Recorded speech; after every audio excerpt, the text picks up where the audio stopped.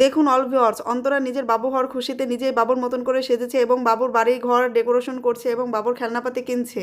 বিসমিল্লাহির রহমানির রহিম। Hello all viewers, আমরা আজকে এই ভিডিওতে জানতে চলেছি অন্তরা নাকি প্রেগনেন্ট। অন্তরা আর রাকিবের ভালোবাসার পূর্ণতা পেয়ে তাদের মাঝে নতুন আরেক অতিথি আসতে চলেছে। নতুন অতিথির আগমনের কথা শুনে অন্তরা রাকিব অনেক খুশি, কিন্তু অন্তরা এতদিন কেন মা হতে পারলো না সেই নিয়েও থাকবে আজকের আলোচনা। হ্যাঁ ভিউয়ার্সগণ, আপনারা ঠিকই শুনেছেন, অনেক জল্পনা কল্পনার পরে এবার বাবা মা হতে চলেছেন রাকিব অন্তরা।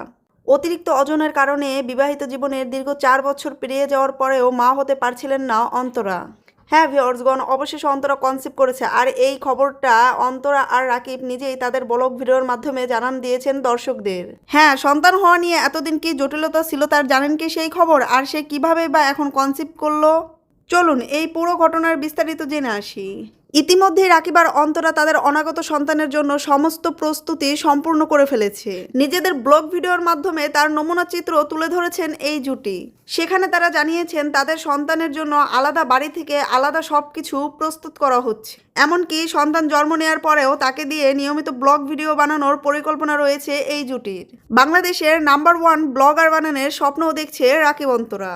তো যাই হোক গাইস, এবার আসা যাক মূল কারণে কেন এতদিন মা হতে পারছিলেন না অন্তরা। জানা গেছে অতিরিক্ত ওজনের কারণে অন্তরার শরীরে দেখা দেয় পিসিওএস, পলিসিস্টিক ওভারি সিমটম নামের একটি জটিলতা। এই রোগের কারণে তার শরীরের হরমোনের ভারসাম্য নষ্ট হয়ে গিয়েছিল, অনিয়মিত হয়ে পড়েছিল পিরিয়ড এবং ডিম্বাণু তৈরির ক্ষেত্রেও দেখা দিয়েছিল নানান জটিলতা।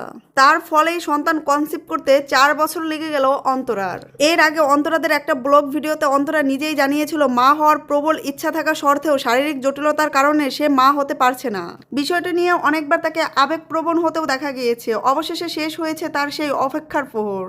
এখন নতুন অতিথিকেই ঘিরে চলছে রাকিব অন্তরার ভবিষ্যৎ পরিকল্পনা। তো অন্তরার এই খুশির খবরটা শুনে আপনাদেরকে কেমন লাগলো অবশ্যই সেটা কমেন্ট করে জানাবেন। আর আমার এই চ্যানেলটা খুবই নতুন, আপনাদের কাছে আমার একটা অনুরোধ, আমার এই চ্যানেলটা সাবস্ক্রাইব করে বেল আইকন বাটনটা প্রেস করে দিবেন। আপনাদের একটা মূল্যবান সাবস্ক্রাইব আমার অনুপ্রেরণা এবং সাহস।